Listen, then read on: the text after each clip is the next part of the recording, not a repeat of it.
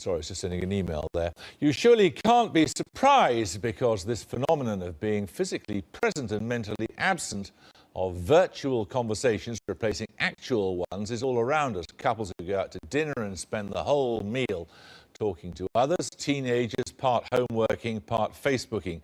And it's not just the encouragement of rudeness or superficiality, it's also that technology has broken down the distinction between public and private, the personal aside that is retweeted across the land, or the personal photo that somehow anyone can see.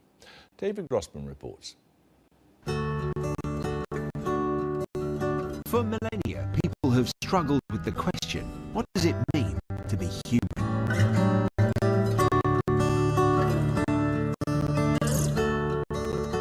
For the last few years, we've been struggling with a variation on that question. What does it mean to be human with all this technology? It's unhealthy because we've let boundaries go and we are now creatures of this kind of thing that we've created without much control over it. I really do think it's important that we look at the social effects of technology a lot more, not just the glitz, the glamour, the bling and the excitement of a new thing.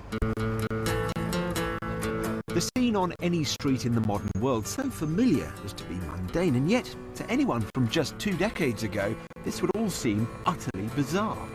How bizarre?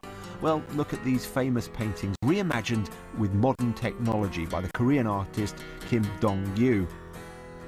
It seems we've rather wandered into this world without any clear idea of how and when it's appropriate to use our technology. The Americans have come up with a phrase called FOMO, which is fear of missing out. And I think there's an awful lot of people who are in this kind of paranoia that what I'm doing now is not actually the best thing I could be doing. There's probably something else out there. Maybe somebody's just tweeted about me. Maybe somebody's just Facebooked, messaged me. I should be checking these things all the time. It's a kind of mild paranoia, I think, which leaves us dissatisfied and not present here in the now with somebody talking as we are right now. So what to do about all this? Well, you could make a game out of it. Phone stacking. If you're out for dinner with a group of friends, everyone stacks their phone up face down in the middle of the table. Whoever touches theirs first gets to pay for everybody. What most people don't realize is that we're wired, our brains are wired to want that information, to gain more knowledge and to seek out what's going on in the world. And so we can't be blamed, we can't feel guilty for wanting to pull our phones out every 5-10 minutes. What we need to do is become more aware and gain knowledge about why we're doing that. And in turn, create better habits and create better social norms where we aren't accepted or expected to always be available. Various writers and bloggers are attempting to evolve a new tech etiquette, including the former Facebook executive Randy Zuckerberg, sister of Mark Zuckerberg. Her .complicated blog has now been turned into a book. This isn't just about good manners, it's about how we stay sane and present in the world around us, rather than lost in a little world of technology. One piece of very common advice: turn off all those pings and beeps that demand our attention. It's a digital detox. No cell phones, no computers, no cameras. You're completely off the grid.